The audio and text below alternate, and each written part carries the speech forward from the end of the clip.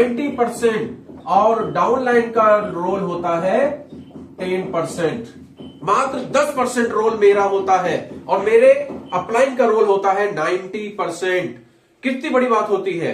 अब इसको समझने का प्रयास करते हैं कि ये 90% अपलाइन का रोल होता है, तो अपलाइन होता कौन है, अपलाइन कौन होता है, अपलाइन और डाउनलाइन का रिश्ता कैसा होता है, और अपलाइन क्यों 90% होता है और डाउनलाइन क्यों 10% होता है, इसको आज हम लोग क्लियर समझने का प्रयास करेंगे मात्र 10 मिनट के सेशन में, क्योंकि बहुत ज्यादा लंबा सेशन नहीं करना है। अभी हमारी आगे मीटिंग्स भी लगी हुई है, तो इसको फटाफट हम लोग समझने का प्रयास करते हैं। अपलाइन कौन होता है, सबसे पहले इसको समझिए। एक होता है स्पॉन्सर, जो आपको इस बिजनेस में लाता है वो है स्पॉन्सर। जैसे कि एक पिता होता है, वो पुत्र को पैदा करता है, पुत्र उसके द्वारा ही पैदा होता है। लेकिन यहां पर एक लेकिन शब्द है, क्या एजुकेशन वो पिता दे पाता है? तो आपका जवाब होगा नहीं, क्योंकि कोई भी बच्चा अपने पिता से नहीं पढ़ता है, उसके लिए कहां जाना पड़ता है, स्कूल। कौन होता है, टीचर, और हम लोग टीचर से शिक्षा प्राप्त करते हैं। जस्ट लाइक इस सेक्टर में भी स्पॉन्सर तो आपका होगा ही होगा, क्योंकि बिना स्पॉन्सर के आप डायरेक्ट सेलिंग सिस्टम में नहीं आ सकते। जैसे कि बिना पिता के हम इस दुनिया में नहीं आ सकते, उसी तरीके से डायरेक्ट स्पॉन्सर के बिना आप इस धरती पर इस डायरेक्ट सेलिंग के सेक्टर में पैदा नहीं हो सकते। तो स्पॉन्सर की नितांत आवश्यकता है, लेकिन ये स्पॉन्सर ही आपका अपलाइन होगा, इस बात की कोई गारंटी नहीं होती है। क्योंकि 99% केस में आप देखेंगे कि जो स्पॉन्सर होता है, जिससे आपने स्पॉन्सरशिप ली है, जिसकी वजह से आप इस दुनिया में आए हैं, वो खुद झोला बदल लेता है, या खुद इनएक्टिव हो जाता है, या खुद उसी सेक्टर में चला जाता है जिस सेक्टर में वो ऑलरेडी काम कर रहा था।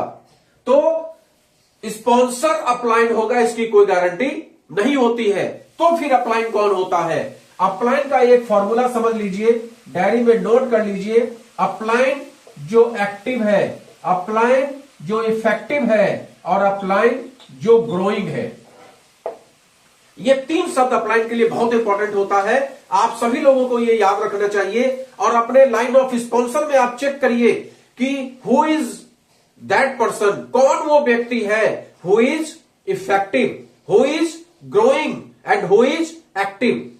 उस बंदे का एक्टिव भी होना जरूरी है, इफेक्टिव भी होना जरूरी है, और ग्रोइंग भी होना जरूरी है, तब जाके वो अपलाइन बनने के लायक है। तो सबसे पहले अपलाइन की परिभाषा समझ लीजिए, गुरु की परिभाषा समझ लीजिए। जैसे कि हम कभी ट्यूशन पढ़ने के लिए दिमाग लगाते हैं, या कभी स्कूल में एडमिशन के लिए दिमाग लगाते हैं, तो हम किस स्कूल में अपने बच्चों को भेजते हैं? उस स्कूल में जिसका परफॉर्मेंस अच्छा होता है, जिसमें अच्छे टीचर्स होते हैं। हम किस कोचिंग सेंटर में अपने बच्चों को भेजते हैं? जिस कोचिंग सेंटर में टीचर्स अच्छे होते हैं। वहां पर आपकी चॉइस होती है, यहां पर इत्तिफाकन आपके पास चॉइस नहीं होती है। डायरेक्ट सेलिंग में इत्तिफाकन आपके पास चॉइस नहीं होती है, क्योंकि बाय डिफॉल्ट एक स्पॉन्सर ने आपको इस सेक्टर में पैदा कर दिया। लेकिन लाइन ऑफ स्पॉन्सर में, उस स्पॉन्सर के ऊपर बहुत सारे ऐसे लोग होंगे जो एक्टिव होंगे, जो इफेक्टिव होंगे और ग्रोइंग होंगे। उनका पैर पकड़ लीजिए, उनको अपना गुरु बना लीजिए। उनसे कहिए कि भाई मैं आपके साथ कंधे से कंधा मिलाकर काम करना चाहता हूं, मैं आपकी हर बात मानना चाहता हूं, बस मुझे वो तरीका बता दीजिए जैसे मैं सफल हो सकूं। क्योंकि इस सेक्टर में आप क्यों आए हैं, इस सेक्टर में आप मेहनत क्यों करते हैं, इस सेक्टर में आप ग्रो कैसे करेंगे, ये इंपॉर्टेंट प्रश्न है। और ये इंपॉर्टेंट प्रश्न बिना गुरु के संभव नहीं होगा। वही आपके चक्षु खोलता है, वही आपको तरीका बताता है, वही आपको ड्रीम बताता है, वही आपको गोल बताता है, वही आपकी लिस्टिंग कराता है, वही सब कुछ होता है। एक गुरु के पास 1000, 2000, 5000, 10,000, 20,000, 25,000 शिष्य हो सकते हैं। आपके पास एक गुरु हो सकता है, लेकिन उसके पास हजारों शिष्य हो सकते हैं। तो उस हजारों शिष्य को उसको एजुकेट करना है, हजारों शिष्य को उसको देखना है। आप अपने आप को साबित करिए कि वो गुरु आपकी तरफ ज्यादा मुखातिब हो।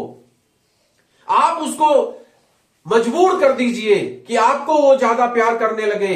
आप उसको मजबूर कर दीजिए कि वो आप आपके विषय में अच्छा अच्छा सोचने लगे, आप मजबूर कर दीजिए, तब जाके आपको कामयाबी मिलेगी। क्योंकि गुरु के पास तो तमाम लोग हैं। जैसे आपने स्कूल में भी अगर पढ़ाई की होगी, आपने देखा होगा कि 40 स्टूडेंट बैठे हुए हैं और कोई टीचर पढ़ा रहा है, तो उसके लिए तो 40 स्टूडेंट बराबर होते हैं। जैसे सूर्य अपना प्रकाश सबको देता है, उसी तरीके से गुरु भी अपना प्रकाश सबको देता है। अपना बुद्धि विवेक जो भी उसके पास है, जितना भी ज्ञान है, वो सबको देने का प्रयास करता है। वो कभी ये नहीं कहता कि महेश तुम तीसरे लाइन में बैठे हुए हो, तुम कान में रुई डाल लो, तुम मेरी बात मत सुनना। वो कभी नहीं कहता। वो तो सबको एक समान पढ़ाता है, लेकिन वो प्रेम उससे ज्यादा करता है जो उसकी बात का टेंशन देते हैं, जो उसके क्वेश्चन का आंसर देते हैं, जो उसकी बात को गंभीरता से सुनते हैं, जो उसको अक्षरशः पालन करते हैं, जो उसकी बात को उसको लगने लगता है कि ये जो मेरा स्टूडेंट है, ये स्टूडेंट जीवन में जाके कुछ न कुछ बड़ा काम करेगा, क्योंकि ये जो मेरा स्टूडेंट है, ये मेरी बात को गंभीरता से सुनता है, इसके अंदर सीखने की प्रवृत्ति है, इसको अपनी स्किल डेवलप करने की इसके अंदर प्रवृत्ति है, इसको भूख है ज्ञान की, और वो उस शिष्य की तरफ ज्यादा ध्यान देता है। यही सबसे बड़ी परिभाषा होती है डाउनलाइन और अपलाइन की। डाउनलाइन है और अपलाइन उसके पास हजारों डाउनलाइन है। आज मेरी टीम में 10,000 लोग हैं, तो मेरे पास 10,000 लोग हैं सिखाने वाले। मैं उनको एक बराबर सिखाने का प्रयास करता हूं, लेकिन क्या हर व्यक्ति एक बराबर सीखता है? क्या स्टूडेंट, हर 40 स्टूडेंट है या 400 स्टूडेंट है, क्या एक बराबर सब सीख लेते हैं? नहीं सीख पाते हैं। तो वहां पर डाउनलाइन का क्या रोल है? डाउनलाइन का रोल है कि अपने गुरु की भक्ति करिए। डाउनलाइन का रोल है कि अपने गुरु के बातों को अक्षर से फॉलो करिए, तभी वो अपलाइन आपसे प्यार करेगा। लेकिन यहां पर क्या होता है, इस सेक्टर में क्या होता है, इस सेक्टर में अगर हम किसी भी सेक्टर को ज्वाइन कर लिए, डायरेक्ट सेलिंग बिजनेस को ज्वाइन कर लिए, उसके बाद हम ये अपेक्षा करने लगते हैं कि जो हमारा अपलाइन है वो हमारा बीवी काट देवे। ये हम अपेक्षा करने लगते हैं। हमारा टारगेट फंस रहा है, हम अपलाइन की तरफ चला सोचते, सर वो मेरा 5,000 बीवी कम हो रहा है, जरा कटवा दीजिए, उधार सामान हमें मिल जाए, अपलाइन हमें 2,000-5,000 रुपए की 10,000 की हेल्प करे हर महीने। इस तरह की अपेक्षा हम लोग अपलाइन से करते हैं, गलत है। और मैं तो इस बात के भी बिल्कुल खिलाफ हूं। कई बार आपने देखा होगा कि लोग अपने घर से हिलते नहीं है जब तक कि अपलाइन उनको अपनी गाड़ी पे बिठा के हिलाता नहीं है। अपलाइन आ गया घर पे और बोल रहा है चलो चंद्रा साहब कहां चलना है। अब चंद्रा साहब तैयार हो रहे हैं, मटकते मटकते कपड़े पहन रहे हैं और उसके बाद उसके साथ चल रहे हैं। कब तक ये काम चलेगा? ये सबसे बेकार सिस्टम होता है। मैं इस सिस्टम का सबसे ज्यादा विरोधी हूं और मैंने अपना रिकॉर्ड मेंटेन किया है कि मैं कभी किसी अपलाइन को लेकर कहीं नहीं जाता हूं। मैं अपलाइन से सीखने का प्रयास करता हूं। अपलाइन कैसे बात करते हैं, अपलाइन किस तरीके से मोटिवेट करते हैं, अपलाइन कैसे प्लान दिखाते हैं, अपलाइन कैसे क्वेरी का जवाब देते हैं, जो तमाम तरह के लोगों के पास प्रश्न है उसका जवाब किस तरीके से देते हैं, ये मैं बस उनसे सीखने का प्रयास करता हूं। क्या आपने कभी सोचा है कि स्कूल में जो बच्चे पढ़ रहे हैं, जैसे हमने 40 बच्चों का आपको एग्जाम्पल दिया, और गुरु, क्या एग्जाम के पीरियड में वो स्टूडेंट ये कहेगा गुरुजी पकड़ो पेन और मेरा लिखो कॉपी? क्या ऐसा होता है? नहीं होता। तो फिर इस सेक्टर में ऐसा क्यों? इस सेक्टर में क्यों आप उम्मीद करते हैं कि आपका अपलाइन आपको मोटरसाइकिल पे बिठाएगा, आपको कार में बिठाएगा और आपको लेकर घर घर जाएगा? आप क्यों नहीं खुद ब खुद एक्टिवली उन चीजों को सीखने का प्रयास करते हैं? दीजिए 1 महीना, 2 महीना, 4 महीना, 6 महीना। मैंने जब इस सिस्टम में सीखने का प्रयास किया तो मुझे प्लान समझ में नहीं आता था। मैंने जब इसको स्टार्ट किया आज से 3.5 साल पहले, तो मैंने बस सीनियर को बुलाया, समझा, प्लान को समझा, मुझे अच्छा लगा क्योंकि प्रोडक्ट का मैं पहले से यूजर था और मैंने इसका स्टार्ट कर दिया। उस समय प्लान समझ में नहीं आता था, बस एक बात समझ में आई थी कि सिल्वर कैसे बनना है। बस पहले महीने में सिल्वर बन गया, प्लान समझ में नहीं आता था। दूसरे महीने में फिर हमने अपने अपलाइन को फोन किया, हमने कहा सर हमें समय दीजिए और बताइए कि ये प्लान कैसे दिखाया जाता है। उन्होंने कहा भाई 10 लोगों को बिठा दो, हम आते हैं, एक बार में सारा काम हो जाएगा। अब वो 10 लोग नहीं 20-25 लोग इकट्ठा हो गए और प्लान जब वो दे रहे थे हमारे अपलाइन, तो बैठ के मैं उसको सीख रहा था कि किस तरीके से प्लान देना है। और नेक्स्ट मीटिंग फिर हमने की अपने ही घर में 20-25 लोगों की, और उसमें खुद मैं स्टेज पे खड़ा हो गया। मैंने कहा लाओ मैं प्लान देता हूं। क्योंकि मैंने सीखा। मुझे इस बात का कतई शौक नहीं है कि कोई अपलाइन मेरे बदले प्लान दे, कोई अपलाइन मेरे बदले कन्विंस करे। कभी किसी के पास, जब मैं 18 स्टेट में टीम तैयार कर लिया, लेकिन मैं कभी किसी अपलाइन को लेकर कहीं नहीं गया। एक आध केस को छोड़ दें, उन्होंने खुद कहा कि चंद्र साहब चलिए चलते हैं फलाने जगह, तो बात अलग है। अदरवाइज मैं कभी किसी को लेकर नहीं जाता। मैं हमेशा सीखने का प्रयास करता हूं, कैसे बोलना है, कैसे बातचीत करना है, कैसे समझाना है, सब कुछ आप सीखिए और सीखने के बाद अपनी टीम को सिखाइए। यही इसमें कला है और कुछ नहीं है इस सेक्टर में। अपलाइन का रोल अगर मुझसे आप पूछिए तो केवल गुरु और शिष्य का है। पढ़ना आपको ही पड़ेगा, याद आपको ही करना पड़ेगा, कॉपी लिखना आपको ही पड़ेगा, प्रैक्टिकल आपको ही करना पड़ेगा। जब सब कुछ हम ही को करना है, लेकिन सिखाता कौन है, सिखाने वाला कौन है? जब हम लोग साइंस में एक्सपेरिमेंट करने के लिए प्रैक्टिकल रूम में जाते थे तो वहां सिखाता कौन था? केमिकल लोचा कौन सिखाता था? गुरु सिखाता था। लेकिन एग्जाम कौन देता था? मैं देता था। उसी तरीके से यहां पर अपलाइन का काम है। अपलाइन से बस इतना आप सीखिए कि प्लान क्या है, प्रोडक्ट क्या है। अपलाइन का हर ज्ञान लेने का प्रयास करिए, अपलाइन के सानिध्य में बने रहिए, अपलाइन के हर जो मीटिंग को अटेंड करिए, अपलाइन के द्वारा दिए गए हर टास्क को पूरा करिए। कंपनी के मीटिंग में भी जो सीनियर्स आते हैं वो क्या है आपके लिए? लोग कहते हैं क्रॉस लाइन है, क्रॉस लाइन है। अरे भैया, सीखने को जहां से मिले वो सीखिए।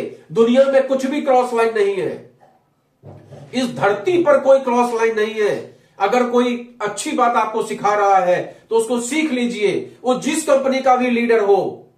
मैं दिन भर यूट्यूब पे सीखता रहता हूं, जब समय मुझे मिलता है कान में लीड लगा लिया और सुनता रहता हूं। कभी किसी को, कभी किसी को, कभी किसी को, कभी किसी को, जो भी मेरे अनुसार मुझे लगता है कि ये व्यक्ति कंपिटेंट है।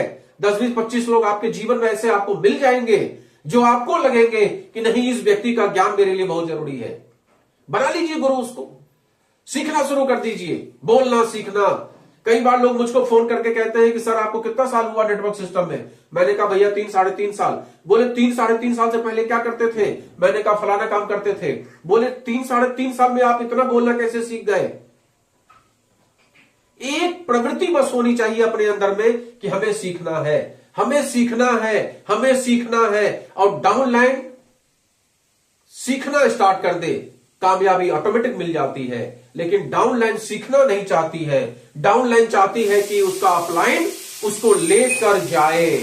पेट्रोल भी अपलाइन का खर्च हो, प्रोडक्ट भी अपलाइन ले जाए, डेमो भी अपलाइन ले जाए।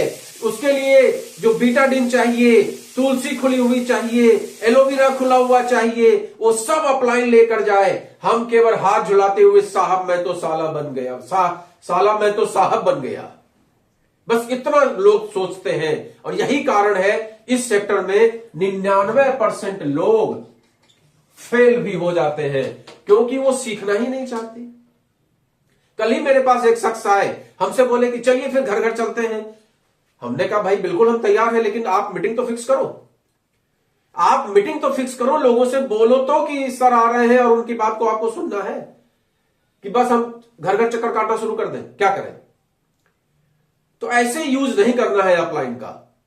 आप अपलाइन का यूज करिए, मिसयूज मत करिए। अपलाइन खाने में अचार टाइप का होता है, दाल में नमक टाइप का होता है अपलाइन।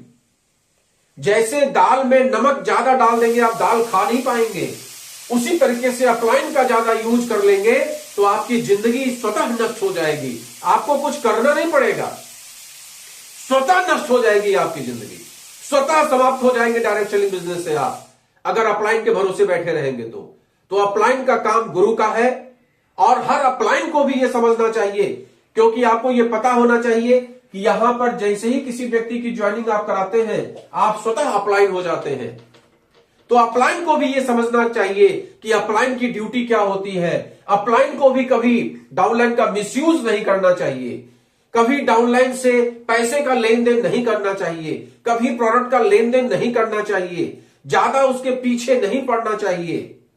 आप सिखाइए, आपका काम है सिखाना। आप सिखाइए, उसको मोटिवेट करिए, उसको रास्ता दिखाइए।